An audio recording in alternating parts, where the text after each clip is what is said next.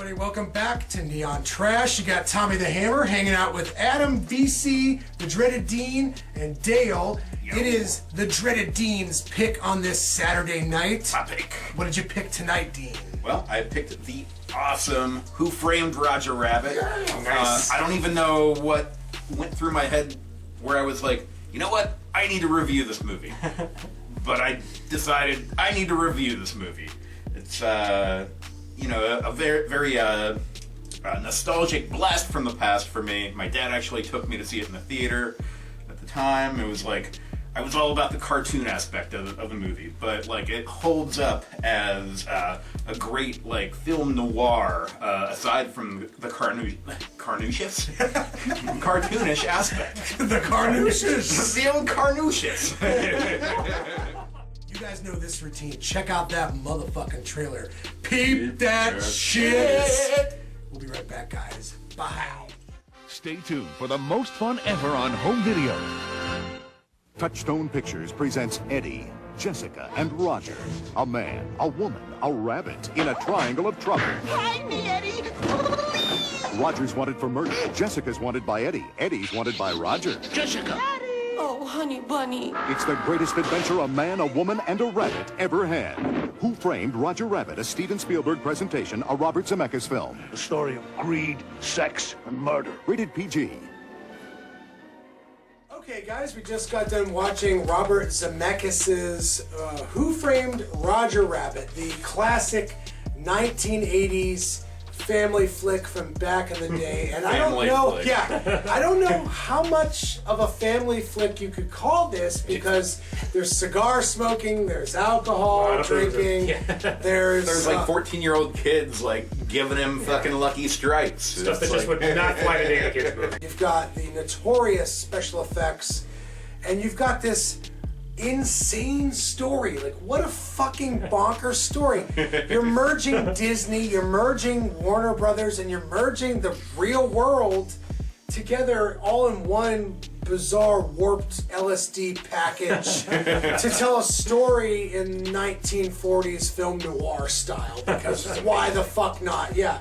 Like, I think Tom touched on this while we were watching, that it was basically like his comfort food of movies. Like, when he's not feeling good, pop in Who Framed Roger Rabbit.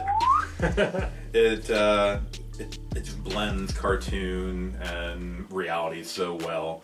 And Bob Hoskins, like, what was he looking at for real? Like, the cartoons weren't really there. Like, that's some acting right there. Yeah, I think that's some immaculate acting where, you know, he makes you feel like he is actually surrounded by cartoons. And I don't know, I can't say enough good about this movie, because it would stand on its own if there wasn't any cartoons in it at all, because it's a legit good film noir. But it just so happens to be a batshit crazy cartoon movie as well. I am right there with everybody. I think, like Dean, I saw this in the theater when I was a kid, and of course, seeing all the classic cartoons, you know, you had the Warner Brothers, Bugs Bunny, and Disney, you know, Mickey Mouse.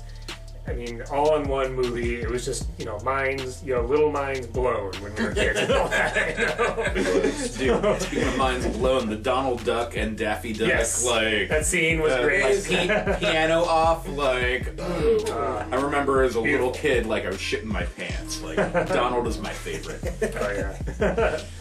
But, yeah, this movie, I mean, like, what I really love about this movie, it's not only for the nostalgia factor, but just, I mean, it's built right into the DNA of this film, that it's just designed to make you feel like a kid again. I mean, it's a perfect, you know, synthesis of everything that was going on in the era that it takes place in, the late 1940s, and the style of animation that they used then.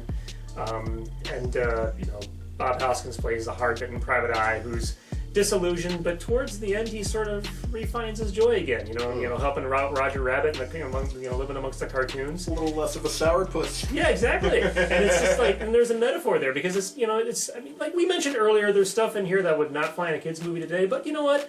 It's because it's, you know, it's still got plenty of stuff in here for kids to enjoy, but it's also got stuff for the adults too. This is a really good summer flick. Had a great time kicking it back with you guys and watching this movie. Yeah. This is one of those movies. Back in the 80s, PG movies were freaking weird. Like, let's say, like the Peanut Butter Solution, The Black Hole, Explorers. Those were all some good ones. PG. Gremlins. Yeah. Shit, I remember watching 1941 and seeing boobs, and that was PG. Right? PG was a lot less restrictive back in the day. It's such a nutty film. The blending of everything's amazing. I love the freaking physical cartoon props, because that's just fun. Oh yeah. Big fake cartoon ham. Yeah. This is definitely a unique film, and I'm right there. Like I think this is a 10 out of 10, but I would have to do a deep dive into the man's career to find his best film. And right now, I'm thinking I'm gonna say 9.5. Again, this movie is amazing. I think back on when I was a little kid. Of course, I enjoyed all the cartoon stuff. Now I see it from another angle, and like just putting young Dean and old Dean together, it's like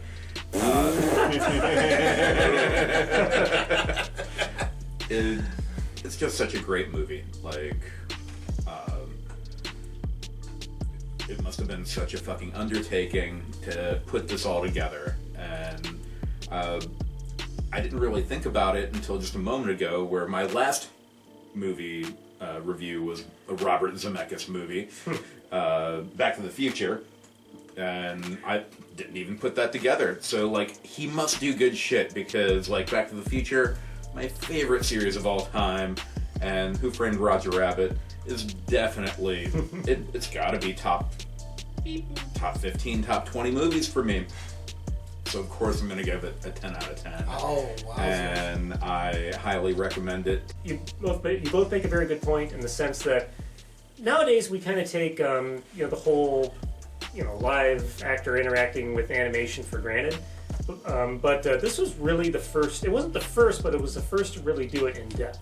And they did an amazing job with it. I mean, everything synthesizes so well here. And even the sequences with the live action, human actors, they behave like cartoons. I mean, it's all sequenced like it would in a cartoon. And by the way, shout out to Christopher Lloyd. He's also in this movie. Such a great villain. Awesome as usual as Judge Doom. What a great name, right? Terrific villain. So I'm actually heard him drop a couple lines that were actually in Back to the Future too. There you go. So, so ties in, right?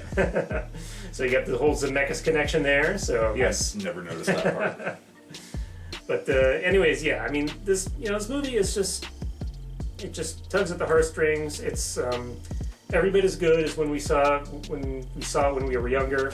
So I couldn't give this any less than a 9 out of 10 for that reason. God. On the same bracket, Dale. Where are you, my friend? Yeah, I'm definitely gonna have to go with a 9. Oh my goodness! I've seen this movie many times, but it never gets old. Nope. Right? I love it every damn time I watch it. So yeah, I'll put it up that. And like Sam was saying, it's one of those sick movies, or when you feel bad, or like if you're at a parent's house for a holiday or something, this'll do it. That's right. This is one of those classic movies that transcends decades, right, man? Oh yeah. Oh, definitely. Yeah.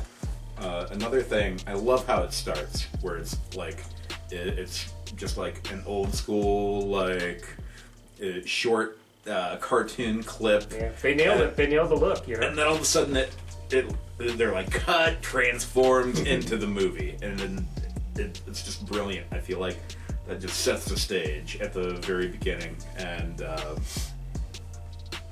watch it. Yeah, what a film. If you've never seen it, watch Who Framed Roger Rabbit. Yes, you'll have a smile on your face the entire time. I did. Yep. You will Yeah, too. and it's a lost art having live action actors and then the hand drawn animation merging into one cohesive narrative. And it's like Adam says, this is probably the best. I hope we've been informative, motherfuckers. Until the next time, tune in to Neon Trash. Please.